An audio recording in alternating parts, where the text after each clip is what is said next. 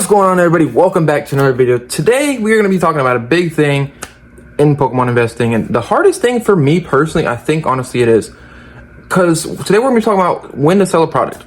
So when buying is honestly the easy part. For me personally, it's the easiest part. Selling is kind of the harder part because you don't really know how good that product's going to do after you sell it, or whenever you buy something else, when is you're going to sell it, blah, blah, blah. Like, how is the other product that you buy going to sell, or going to do what you buy that? You see what I'm saying? There's a lot of different factors that go into it. Like, let's say you're holding Evolving Skies and you buy Surging Sparks. Let's say you sold your Evolving Skies booster box and you bought a case of Surging Sparks. Which one would perform better long term?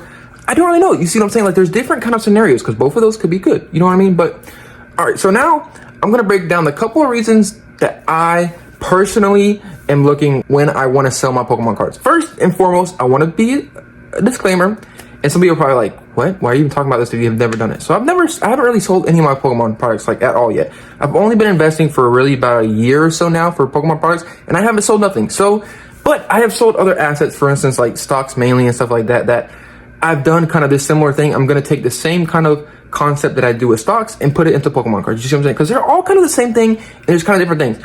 They kind of vary a little bit, especially with Pokemon cards, because it's kind of really difficult. You know what I mean? So the first reason why I would sell some of my Pokemon cards, or specific sets, I guess, really, is if I see something out there that has better potential. You see what I'm saying? It's like I said, it's kind of harder in Pokemon products because you don't really know what, for instance, is better. You know what I mean? Like that, what will perform better? You got to do it yourself. Like, for example, let's just take Evolving Skies. I'm just saying hypothesis here. I'm not saying this is how it is. I'm just kind of taking this for example. Let's say Evolving Skies reached $1,000 a box, and you're like, okay, I personally, let's say you have 2 boxes of Evolving Skies. I personally believe that Evolving Skies, like I'm just saying hypothesis, I'm just making an instance here. Let's say I believe Evolving Skies at $1,000 a box. I don't think it'll perform really well. It's gonna be hard to go to $2,000 a box. I feel like Surging Sparks is gonna do better. So sell booster box of Evolving Skies and put it into Surging Sparks. You see what I'm saying? So then you buy some Surging Sparks. Now you feel comfortable. But what I would do is, if you are holding on to sets, hold up multiple products of different sets. Like, for example, Stellar Crown. Let's say you're holding Stellar Crown. Let's say you have a sealed case of Stellar Crown. Let's say you want to sell half of it. Let's say it reached $200. You're like, this is my max value. I don't think Stellar Crown is going to go up any more than that. And I like the Team Rocket set. The Team Rocket set, I'm just saying, for instance, I like the Team Rocket set. I'm going to sell all the Stellar Crown and put it right into Team Rocket, because I feel like over time, Team Rocket will perform better, and Stellar Crown is kind of stagnant, and I don't really feel like long-term it will really do well. So I'm going to sell my Stellar Crown and put it into the Team Rocket set. That is my first one, is if I see a better product, if I feel like the product that I want to sell or that I'm looking to sell has reached its kind of point where I'm like, okay, I'm okay taking gains, and I feel better to put this into another product because I have more of a scenario where it is, I feel like longer term, this product over here will go up more, and the product that I'm selling right now, it's kind of stagnant, and I don't really see it going too far. You see what I'm saying? But there is kind of, it's like I said, in Pokemon, it's kind of difficult to kind of say this, because for one thing, really, as it seems like over time, or how it is over time, boxes get more expensive because more of them tend to get more opened up, and there's less product on the market. You see what I'm saying? So it's kind of harder in that fact, you know what I mean? So, it's kind of depends, but like right now, let's say, for example, let's say you had X and Y area, you sold that and you bought into some Scarlet and Violet. Scarlet and Violet is doing pretty well right now. So you see what I'm saying? There's different kind of scenarios. It's really up to you personally to kind of take this and to see what you would want to do with this.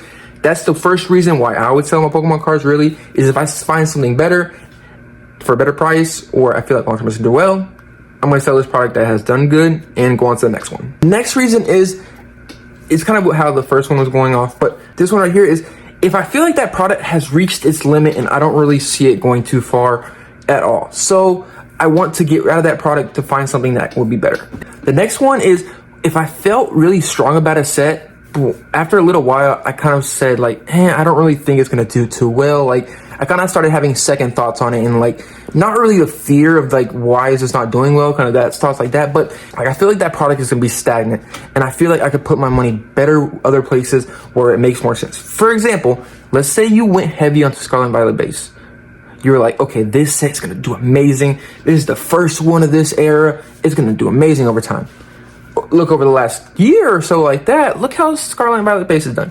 there is kind of two different things. You can look at that right there. See, Scarlet Violet base, if it's under $100, most booster boxes don't really last that long, under $100. So you see what I'm saying? It's kind of difficult. But I'm just saying, for example, here, I'm not taking different sets, for example. I'm just kind of putting it out there for you to kind of think about what I would do, because different things like that. But let's say the set was staying stagnant. I didn't really think it was perform really well. I was like, okay, I see this Team Rocket set coming out. It's coming out next year. I gotta start saving up some money now for it. I'm kind of ready for it.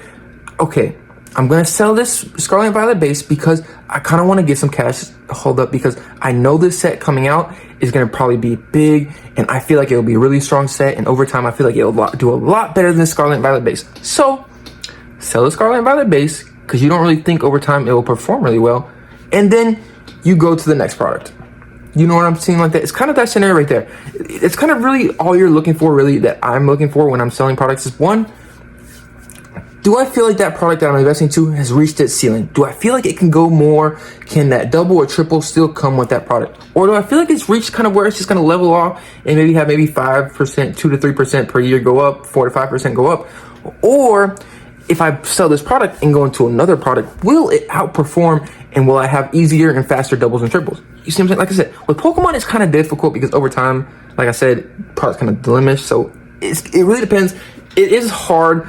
Me personally, and I feel like anything when you're investing, well, not really, but generally in Pokemon investing. Other investing, it's kind of both ways. You got to buy at the right time and sell at the right time. But Pokemon investing is easy because every single set, mostly Surging Sparks accepted, or has gone crazy with this error, or not even listened to the normalcy of this.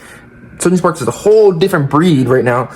But normally, how it was before and how it should be keep going forward, hopefully if it does, is whenever sets come out for a set, there's always that limit where it kind of goes. Like it always around $600 a seal case, around $100 a booster box. That's where you can get it normally when a set comes out. That's kind of the best buying point I see personally. That's when I start buying. Pre-orders is the best time to buy for me. I feel like it is because you already have that baseline. Yeah, it can go lower, but is it a chance?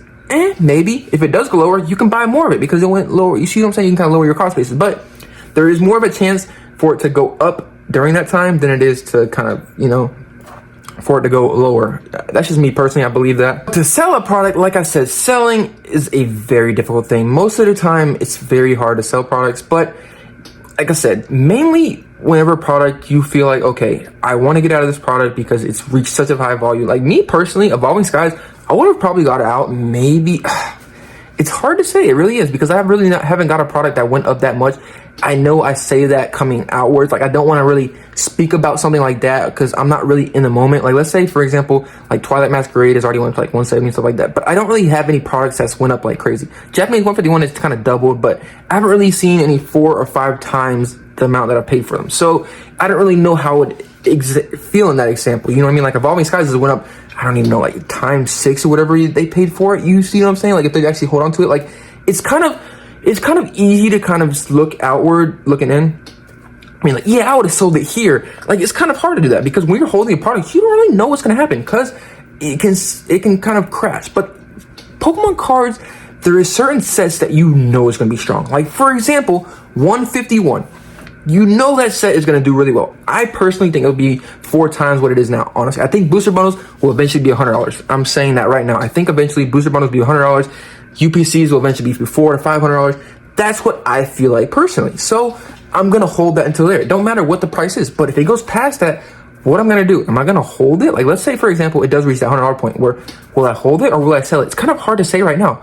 I'm going to hold it at least to $100. But after that, I don't really know what I'm going to do, honestly. You see what I'm saying? It's kind of the one thing really with selling that I feel like you really need to do is you have to have some standards right across. You see what I'm saying? Like across the board before any of your products. Let's say you bought Paradox Rift at $100 a box.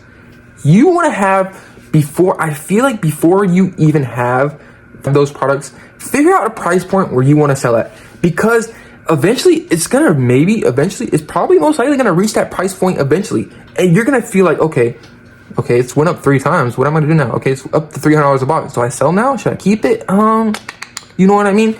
But like I said too, there's also potential of it going higher. There's a lot of different things. Selling is the worst part to me. It really is. Like I said, this is when to sell a product. I guess I will say this too in this video too, to kind of sum up this video. When to not sell a product. Don't sell a product when there's FOMO, when there's fear of missing out, when it's going down, when you're fear of a reprint. Don't sell your product when you're fear of a reprint. People like, for example, Twilight Masquerade, you see everybody talking about 151 right now is a really big thing. People are talking about reprint. Okay, don't sell all your product right now because you're scared of a reprint. Reprint is the worst time to sell your product. Like I said, I've said this in multiple videos before about reprints. Reprints are not a bad thing. Reprints are a good thing because what reprints are is the product that is in so high demand and there's so many people that want that product, it's getting bought out like crazy. So people have to, Pokemon Center print more of that product so they can kind of meet demand. You see what I'm saying? So the demand's there for those products when the reprint comes out. That's a big thing that I really don't see a lot of people talking about with reprints and stuff like that. Like, demand is there. You see what I'm saying? So don't be scared about reprints. You should be happy about reprints. And if they go lower to a price where you feel like it's more comfortable, you're like, this is a screaming buy them. I, for example, with Paldean Evolved, when they went on a reprint, I bought it at like 120. I felt strongly about that. At the end of the day, you have to determine when the best time to sell your product is. Do you want to are you willing to sell your product whenever it doubles up and go to another product? That's not a bad idea. It really is not. Like, there's different things that work for everybody. You see what I'm saying? Like, for example, one thing big about Pokemon is limited amount of space. Let's say you have a lot of product, limited amount of space, and you have some product that's already went up a lot and you want to buy some more. You can churn and burn. There's different kind of things you can do. Let's say it went up 20%. You're like, boom, I want to sell that, get into the next one. You have to kind of find a strategy that really works for you personally. For me personally, over time, long-term investing really works the best. And when maybe a product really goes like quadruple, maybe, I don't know. When I feel like a product is kind of reached its max value for me, that's when I'm going to sell it. So at the end of the day, you have to decide when the best time to sell your product is. This is kind of, I'm just telling you, like I said, this is not a video being like, yeah, this is perfect. This is when you should do this. This is when you should do that. No, not at all. This is not what this video is at all. This is me kind of explaining what I'm looking for to do whenever I want to sell some of my products in the future. Like I said earlier, I have not sold a single Pokemon product, but I've only held them for a year. So it's like, maybe if I held them for like 5 or 6 years when I was in the Sword and Shield era, I might have sold some of those products. But that's just me. I'm putting it out there for you. You can kind of hear your mind and be like, yeah, you kind of make sense on this. I kind of understand that. You see what I'm saying? Like, kind of put the points to you. Because at the end of the day, you have to make a decision when to sell. It's your money at the end of the day. It's your product that you're holding on to. So do whatever works best for you. Another reason too, before we end this video, do not sell your product because you need some money. Before you even have got into Pokemon, you should have money on the sidelines. You should at least have a couple grand in your thing to make sure. That's a big thing. Make sure you have some money on the sideline to weather some storms just in case some stuff happens. Like, you see what I'm saying? Like, let's say some stuff comes up in your life. That's when I have personally had the craziest deals. Whenever people's had problems in their lives and being like, hey man, I have to get rid of this ASAP. I'm like, okay, go ahead. Boom, there you go. I bought a Cosmic Eclipse box and I got a Lost Thunder box for free pretty much because somebody needed the money that bad. You see what I'm saying? Like, that's how badly it was. Like, that was my best deal ever. But I'm just saying that make sure you have money on the sidelines for whenever stuff occurs. Just hold your products and see what happens and look for the best time for you. And whenever I don't know. But let me know what y'all think. Let me know if you had if you think these are bad ideas, you think they're good ideas, you think, what the heck are you saying? Why are you even talking about it if you've never sold a Pokemon product?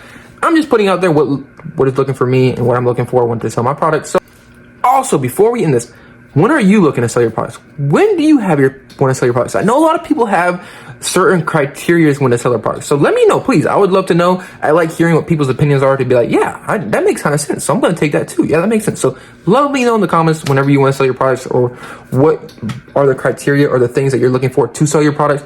I know a lot of people, like I said, when stuff starts moving up fast, they're like, yeah, I'm going to sell it now. So let me know. Hope you enjoyed this video. See you on the next one. Peace.